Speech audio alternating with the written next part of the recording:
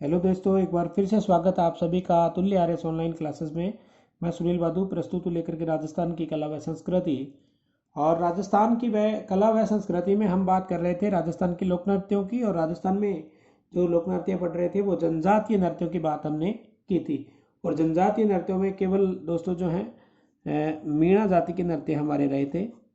और मीणाओं में जो हैं आपको केवल एक ही बात याद रखनी है कि इनके दो नृत्य हैं। दो नृत्य आपको याद रखने हैं। एक तो इनका रसिया नृत्य है। पहली बात कौन सी याद रखनी है?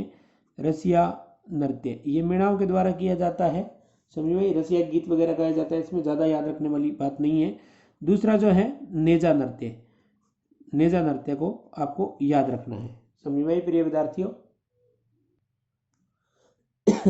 याद केवल आपको ये रखना है दोस्तों कि नेजा नृत्य हमने मीणा में भी पढ़ा है और नेजा नृत्य भीलों का भी है।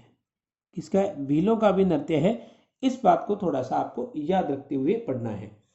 फिर जो है आपके जो जातीय नृत्य जनजाति के जो नृत्य हम पढ़ रहे थे उसके अंतर्गत हम जो है सारे के सारे नृत्य पूरे कर चुके हैं। भीलों के नृत्य हमने पढ़ लिए हैं।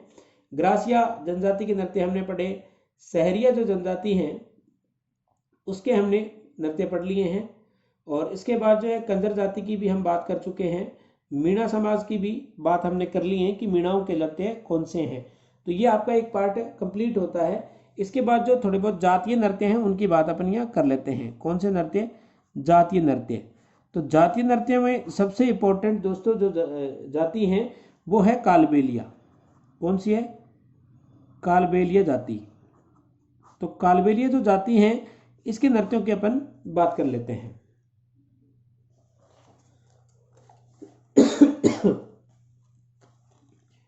कालबेलियों में एक तो मैंने आपको बताया था नंबर 1 पे इंडोनी नृत्य। कौन सा नृत्य?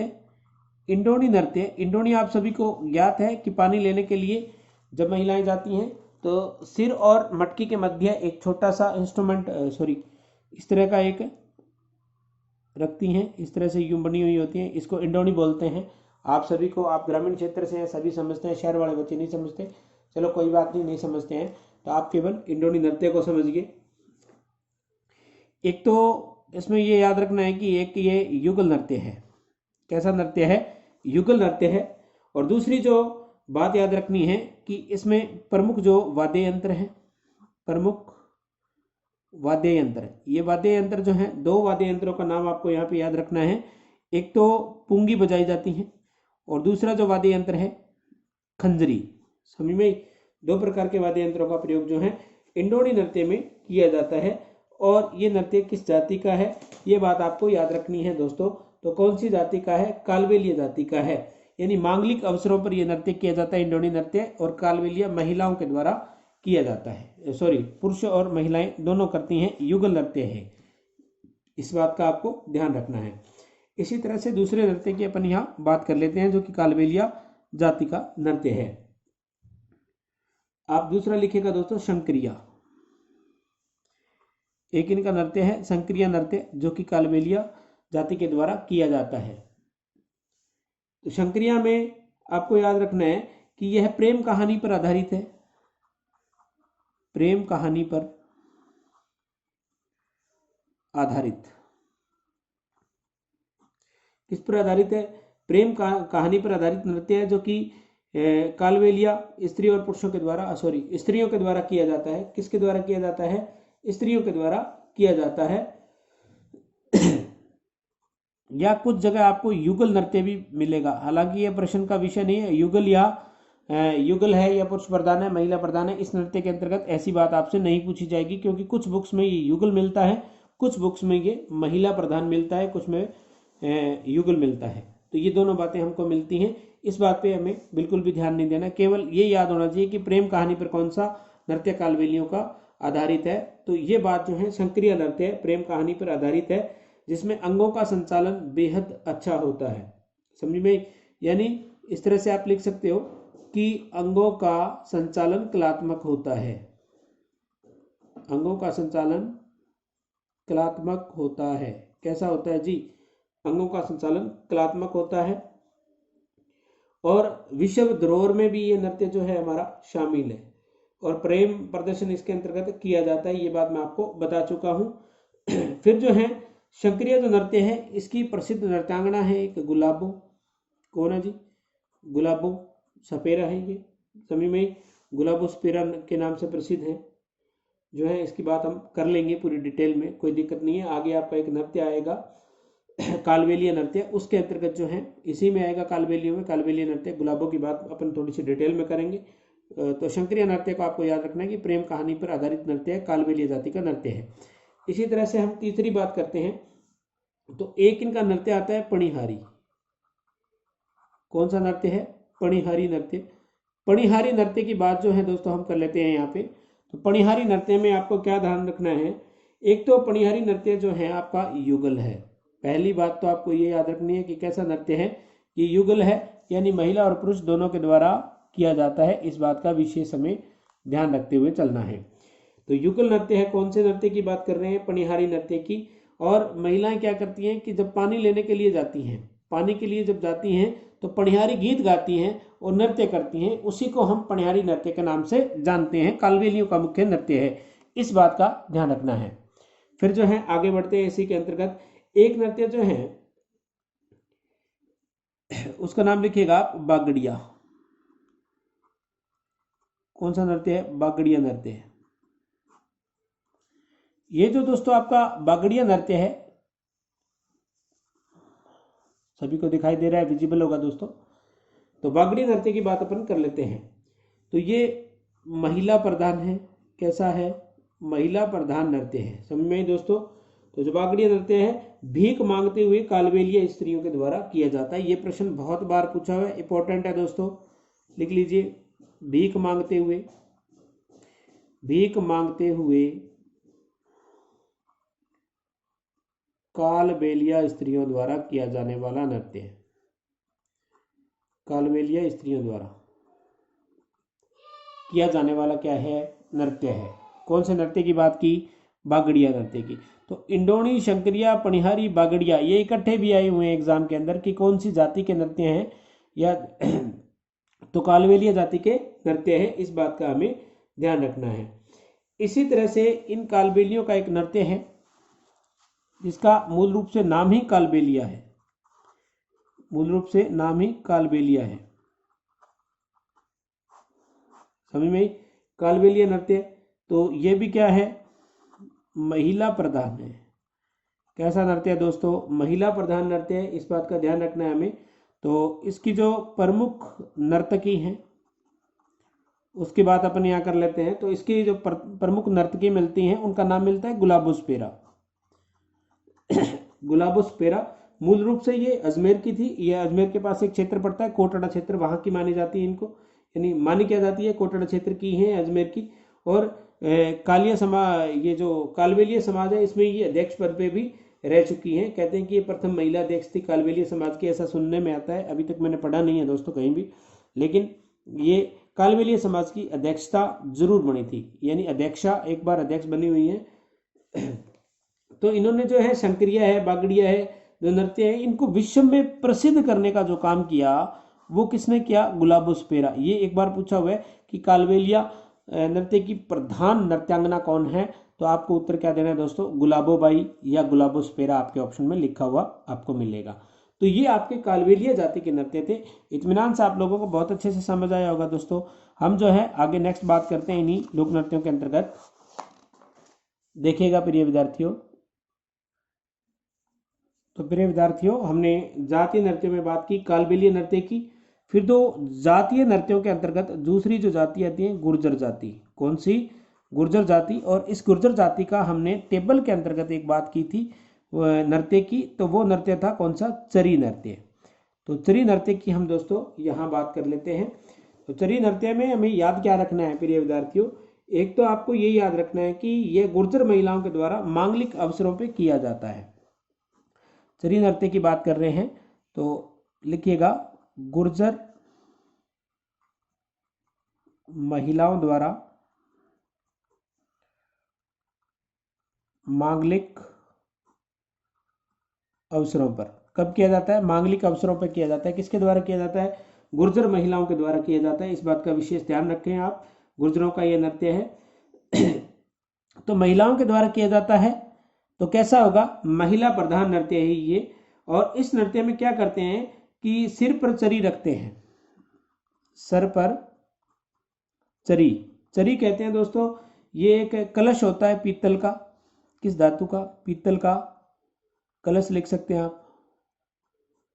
कैसा कलश, पीतल का कलश होता है जिसको सिर पे रखा जाता है और बाद में चरी में काकड़े व तेल डाल दिया जाता है इस चरी के अंदर, यानी इस तरह का एक कलश होता है। चित्रकार अच्छा नहीं हो, थोड़ी साम्यता स्थापित करना। इसमें क्या डाल दिया जाता है, एक तो काकड़े जो कपास का बीज होते हैं, काकड़े, और दूसरा क्या, तेल डाल दिया जाता है और ये डाल करके आग जला दी जाती है। क्या जला दी जाती है, आग जला दी जाती है। और फिर जो है इसमें लपटें निकलती हैं, यूं यूं लपटें निकलती हैं और ये चरी नृत्य महिलाओं के द्वारा, गुर्जर महिलाओं के द्वारा किया जाता है। और इसमें कुछ इंस्ट्रूमेंट यानी वाद्य यंत्र बजाए जाते हैं, वाद्य यंत्र बजाए जाते हैं। उन वाद्य यंत्रों का नाम मैं यहाँ लिख रहा हूँ। एक तो आपका ढोल बजाया जाता है, दूसरा जो है थाली का प्रयोग इसके अंतर्गत किया जाता है। इसी तरह से एक वाद्य यंत्र आता है बांकिया, वो भी बजाया जाता है। किस नृत्य के दौरान, गुर्जर जाति के चरी नृत्य के दौरान ये बजाया जाता है। फिर जो है सबसे ज्यादा जो प्रश्न पूछा गया है इस चरी नृत्य में, एक तो ये पूछा जाता है कि कौन सी जाति का है, तो गुर्जर जाति का है। गुर्जरों में हमें एक ही नृत्य याद करना है, चरी नृत्य दोस्तों, और बहुत बार इससे प्रश्न पूछ लिया जाता है। और ये पूछ लिया जाता है कि ये कहाँ का प्रसिद्ध है, तो ये किशनगढ़ का बहुत प्रसिद्ध है, किशनगढ़ का प्रसिद्ध है। चरी नृत्य कहाँ का प्रसिद्ध है, किशनगढ़ का प्रसिद्ध है। अजमेर के पास किशनगढ़ आपको पता है, अजमेर में पड़ता है, वहाँ का चरी नृत्य बहुत ही प्रसिद्ध है। और इसकी जो प्रसिद्ध नृत्यांगना है उसकी बात कर लेते हैं। तो प्रसिद्ध नृत्यांगना की बात करते हैं अपन। प्रसिद्ध जो नृत्यांगना है इसकी वो है फल्गुबाई। कौन सी बाई, फल्गुबाई। गुलाबोस्पेरा की बात कालवेलियों में की थी और यहाँ अपन बात कर रहे हैं किसकी, फल्गुबाई की, जो कि चरी नृत्य की प्रसिद्ध नृत्यांगना है। तो क्लियर हुआ होगा दोस्तों, मैं भी बहुत अच्छा लगा होगा आपको पढ़ करके। तो चरी नृत्य ये था जो कि गुर्जरों का। तो जाति नृत्य में हम दूसरी बात कर चुके हैं, किसकी, गुर्जर जाति के नृत्य की। नेक्स्ट आगे बढ़ते हैं प्रिय विद्यार्थियों।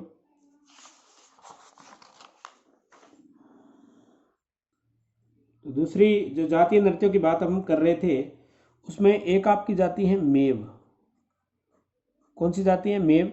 और इस मेव जाति के अंतर्गत दोस्तों आपको याद क्या रखना है, दो नृत्यों के नाम याद रखने हैं केवल, कुछ भी नहीं लिखना है। एक तो रतवई नृत्य, कौन सा नृत्य, मेव जाति के द्वारा किया जाता है। नंबर एक रतवई नृत्य की बात की। नंबर दो जो है आप इसके अंतर्गत लिख लीजिएगा रणबाजा।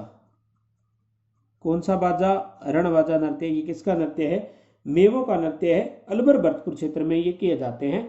हालांकि क्षेत्र आपसे नहीं पूछा जाएगा, मेवात वाला क्षेत्र आपको पूर्ण रूप से ही ज्ञात है। ज्योग्राफिकल लैंग्वेज की अगर अपन बात करते हैं तो मेव क्षेत्र अलवर भरतपुर में मेव बाहुल्य क्षेत्र था, इसलिए उसको मेवात के नाम से जाना जाता है। तो मेवात के प्रसिद्ध है, इसीलिए वहां एक जाति रहती है मेव, उसके द्वारा दो प्रकार के नृत्य, रतवई नृत्य और रणबाजा नृत्य, ये जातीय नृत्यों की श्रेणी में आते हैं। इसी तरह से एक जाति मैंने आपको बताई भाट। भाटों के द्वारा एक नृत्य किया जाता है जिसे वालदिया नृत्य कहते हैं। क्या कहते हैं प्रिय विद्यार्थियों, वालदिया नृत्य के नाम से जानते हैं। तो ये बात आपको याद रखनी है। इसी तरह से आगामी बात करते हैं, एक जाति मैंने बताई नट। तो नटों के द्वारा एक कठपुतली नृत्य किया जाता है। कौन सा, कठपुतली नृत्य को आपको याद रखना है। ये केवल जातीय नृत्य यहाँ पे हमारे संपन्न होते हैं। जनजाति के नृत्य हम पढ़ चुके हैं सारे, और सारे हमने जातीय नृत्यों की बात कर ली है। जनजातीय नृत्यों के अंतर्गत हमने भील, ग्रास्य, कथोड़ी है, कंजर है, सहरिया है, मीणा की बात हमने की थी जनजातीय नृत्यों के अंतर्गत। और जातीय नृत्यों में मैंने 4 प्रकार की या 5 प्रकार की जो जातियां आपको पढ़ाई, एक कालवेलिया है, मेव है, भाट है, नट है, गुज्जर है, ये सारे के सारे जातीय नृत्य के अंतर्गत आते हैं। वो टेबल का थोड़ा ध्यान रखना है दोस्तों आपको कि कौन सा नृत्य किस जाति का है, अथवा कौन सा जनजाति का है, या कौन सा व्यावसायिक नृत्य है। तो कुछ व्यावसायिक नृत्य हैं, हम उनकी बात कर लेते हैं दोस्तों। अब हम बात करेंगे किसकी, व्यावसायिक नृत्य की।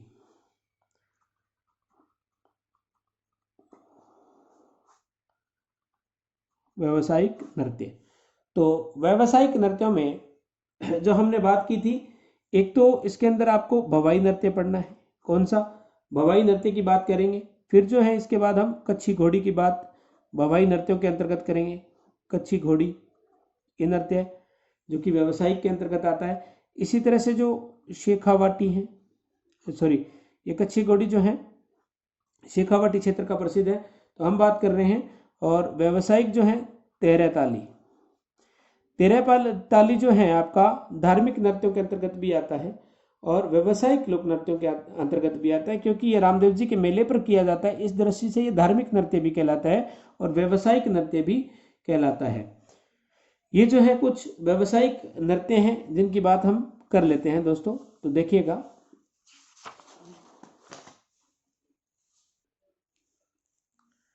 तो नंबर 1 पे हम बात कर लेते हैं भवाई नृत्य की। कौन से नृत्य की बात करते हैं दोस्तों? भवाई नृत्य की। तो भवाई नृत्य में सबसे पहले तो आप क्षेत्र लिखिएगा। क्षेत्र की जब बात करते हैं तो लिख लीजिए यहाँ पर उदयपुर संभाग। कहाँ किया जाता है? ये उदयपुर संभाग में भवाई नृत्य किया जाता है। या स्पेसिफिक बात करें तो मेवाड़ का एरिया जो कि बागड़ प्रदेश के नाम से जाना जाता है। तो भवाई जो नृत्य है ये भवाई जाति के द्वारा ही किया जाता है उदयपुर संभाग में, भवाई जाति द्वारा। मूल रूप से अगर बात करूं दोस्तों तो ये जो मूलतः जो नृत्य था ये पुरुषों का नृत्य था। किसका नृत्य था? मूलतः तो ये किसका था? पुरुषों का था। लेकिन आजकल इसे कौन करने लगी? महिलाएं करने लगी दोस्तों। कौन करने लगी? महिलाएं करने लगी। अब इसकी बात कर लेते हैं। तो इसका जो प्रसिद्ध कलाकार है, प्रसिद्ध कलाकार में आप लिखिएगा नाम रूप सिंह शेखावत। रूप सिंह शेखावत जो है इसके क्या है? प्रसिद्ध कलाकार हैं। कौन से नृत्य की बात कर रहे हैं? भवाई नृत्य की बात कर रहे हैं। वैसे जो है अस्मिता काला है उदयपुर की। कौन जी? अस्मिता काला। ये कहाँ की हैं? उदयपुर की हैं। समझ में दोस्तों? तो अस्मिता काला ने भवाई नृत्य के माध्यम से जो है अपना नाम Limca book of world record में भी दर्ज करवाया था। इन्हें लिटिल वंडर की उपाधि भी दी गई थी। समझ में? ये 2007 में कहते हैं कि 8 वर्ष की यानी छोटी ही आयु में इन्होंने अपने सर पर 51 मटके रखे थे, ऐसा जो है वर्णन मिलता है। तो इन्होंने इसीलिए इन्हें लिटिल वंडर के नाम से एक उपाधि भी दी गई है। प्रसिद्ध कलाकार की बात मैंने की कि रूप सिंह शेखावत है। अब इस नृत्य की कुछ विशेषताएं हैं। क्या है? विशेषताएं हैं। उन विशेषताओं की हम यहाँ बात कर लेते हैं कि क्या क्या विशेषताएं जो है भवाई नृत्य के अंतर्गत हमें मिलती हैं। तो इस नृत्य में नर्तक की जो मुद्राएं हैं, इस तरह से लिखिएगा, नर्तक की मुद्राएं क्षण प्रतिक्षण बदलती हैं। तो इसमें नृत्य पे तो बहुत कम ध्यान दिया जाता है और उसमें क्या है कि कर्तव्य पर ज्यादा ध्यान दिया जाता है, यानी कर्तव्य दिखाए जाते हैं। क्या दिखाए जाते हैं? कर्तव्य दिखाए जाते हैं, कलाकारी दिखाई जाती है। समझ में दोस्तों? तो क्षण प्रति क्षण जो है इसका क्या है कि रुख बदलता रहता है नर्तक का। भिन्न भिन्न क्रियाओं के माध्यम से वो जो है दर्शकों को लुभाता है, दर्शक जो है इसके अंतर्गत। और उदयपुर संभाग का ये नृत्य मैं आपको बता चुका हूं। इस नृत्य में क्या है कि जो गायन और वादन होता है उसमें शास्त्रीय कला की झलक मिलती है। किसकी झलक मिलती है? शास्त्रीय कला की झलक मिलती है गायन वादन में। समझ में दोस्तों? यानी जो गीत गाए जाते हैं या जिस तरह से वाद्य यंत्र बजाए जाते हैं तो उसमें शास्त्रीय कला का जो है क्या मिलता है? झलक मिलती है उसकी। और इसी तरह से मैं कहता हूं कि इसमें क्या किया जाता है कि महिला अपने सर पर बहुत सारे घड़े रख करके नृत्य करती है। जैसे मैं अस्मिता काला के बारे में बता चुका हूं आपको कि 51 मटके इन्होंने सिर पर रख करके नृत्य किया था। और इस नृत्य में क्या करते हैं कि पगड़ियों को हवा में फैलाकर कमल की तरह, कमल का फूल बनाना, पगड़ियों को हवा में फैलाना, सिर पर अनेक मटके रखकर चलना, तेज तलवार वाली जो धार होती है जैसे तलवार है, ये इसकी धार है, इस पे क्या करते हैं कि नर्तक इस तरह से अपनी तलवार होती हैं तो इस पे क्या है कि इसके ऊपर चलते हैं, धार के ऊपर। थाली के किनारे होते हैं, यानी थाली होती है उसके किनारों पर क्या करते हैं कि चलते हैं, कर्तव्य दिखाते हैं। इस तरह के कुछ जो है खेल इसके अंतर्गत दिखाए जाते हैं। डोला मारू की कथा का वर्णन किया जाता है। बीका जी का, सूरदास जी का, संक्रिया, ढोकरी, ये सब जो है इसके कुछ मुख्य पात्र होते हैं। उनपे यानी पात्र तो क्या होते हैं, उनकी थीम होती है जिसपे ये नृत्य किया जाता है। और इसका प्रसिद्ध कलाकार जो है रूप सिंह शेखावत है, जिसके बारे में मैं आपको बता चुका हूं। तो मेरे हिसाब से आपको भवाई नृत्य समझ में आया होगा। तो मूल रूप से जो है भवाई नृत्य मेवाड़ संभाग उदयपुर संभाग में किया जाता है, मेवाड़ क्षेत्र के अंतर्गत। तो ये आपको बात याद रखनी है। ठीक है दोस्तों, क्लियर हुई बात। फिर हम बात करते हैं नेक्स्ट जो आपका नृत्य है, व्यावसायिक लोक नृत्यों की हम बात कर रहे थे। तो व्यावसायिक नृत्यों में हमने बात की है भवाई नृत्य की। अब हम आगामी नृत्य की बात कर लेते हैं। इसके अंतर्गत एक नृत्य है आपका कच्छी घोड़ी। कच्छी घोड़ी नृत्य की बात करते हैं। तो कच्छी घोड़ी नृत्य के अंतर्गत देखिएगा दोस्तों, ये शेखावाटी में पुरुषों द्वारा किया जाने वाला नृत्य है। क्षेत्र कौन सा इसका? शेखावाटी में किया जाता है। और किसके द्वारा किया जाता है? पुरुषों के द्वारा, यानी पुरुषों के द्वारा किया जाने वाला नृत्य है। शेखावाटी क्षेत्र का प्रसिद्ध लोक नृत्य या व्यवसायिक लोक नृत्य की श्रेणी में आने वाला ये नृत्य है। और इसमें करते क्या है कि बांस की लकड़ी और खपचियों से निर्मित एक कलात्मक घोड़ी बनाई जाती है। बांस की खपचियों व लकड़ी से निर्मित घोड़ी का प्रयोग क्या किया जाता है? घोड़ी का प्रयोग किया जाता है इसमें, समझ में दोस्तों।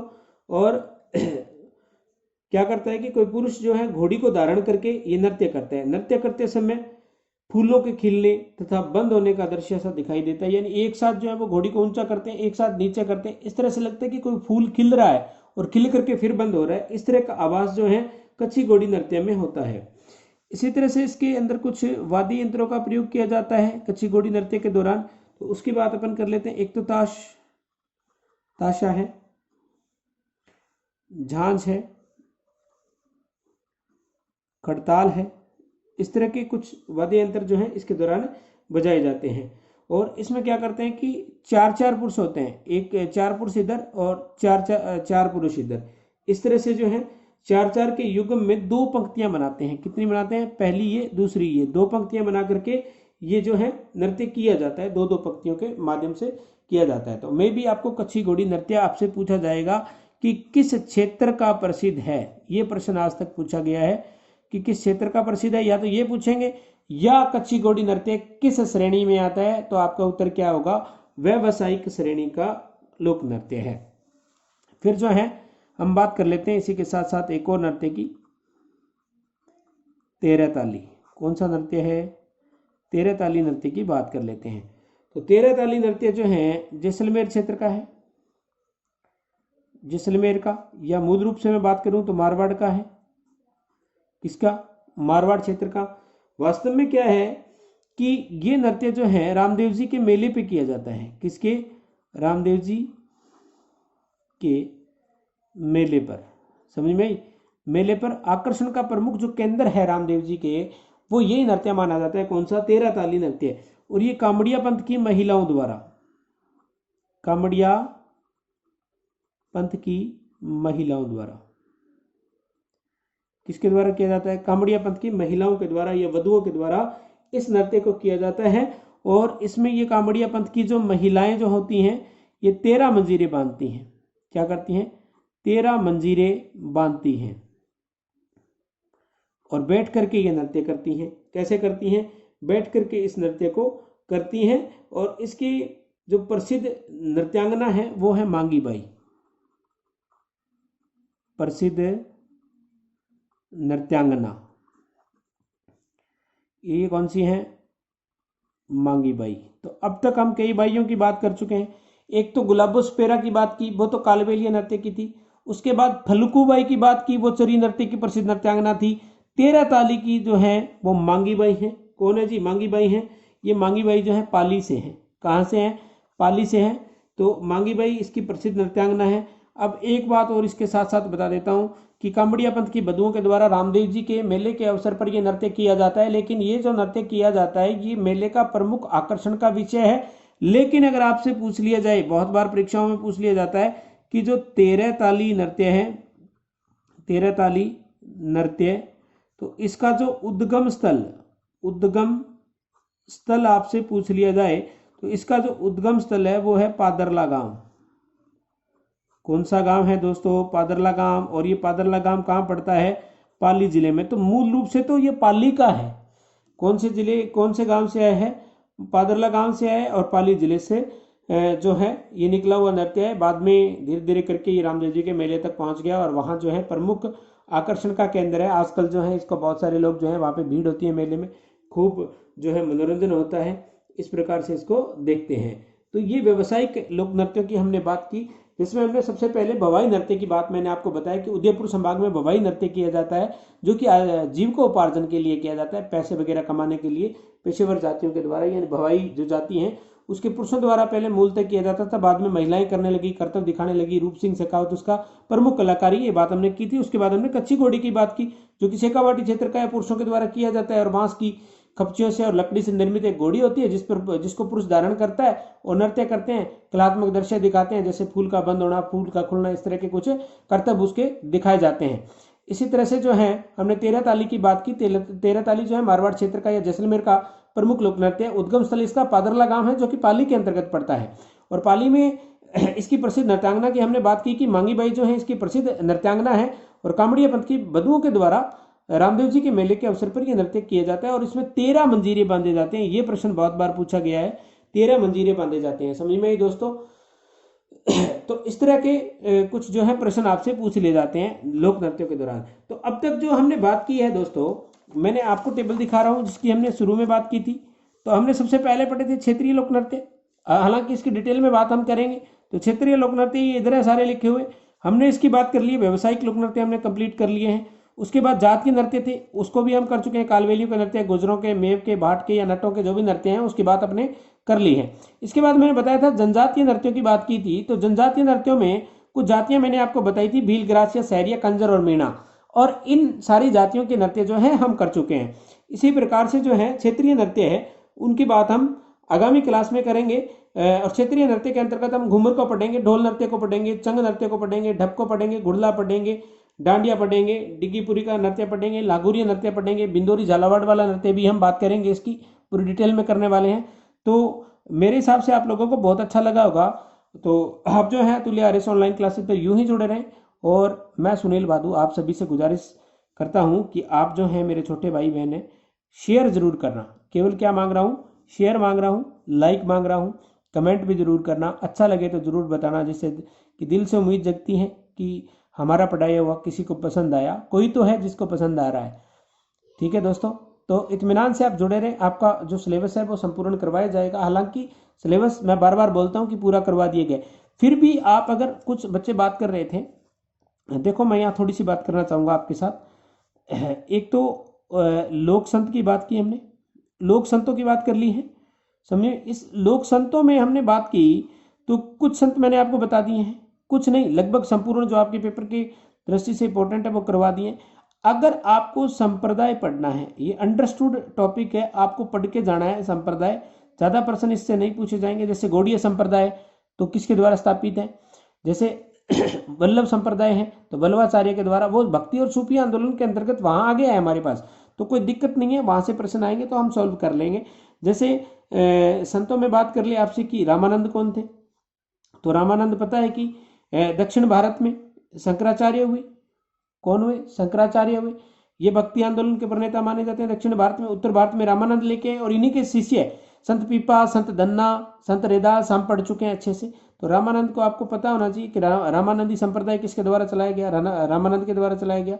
शंकराचार्य का थोड़ा पता होना चाहिए कि श्रृंगेरी पीठ वगैरह जो भी था, काली माता के जो भक्त थे बंगाल के अंदर। बाद में नामदेव आए, दर्जी समुदाय के राधे देव। हमने भी संत पीपा को पढ़ा कि समदड़ी बाड़मेर में इनका मंदिर है, जो कि दर्जी समुदाय का आराध्य मंदिर माना जाता है, आराध्य देव माने जाते हैं, आराध्य संत माने जाते हैं इनको।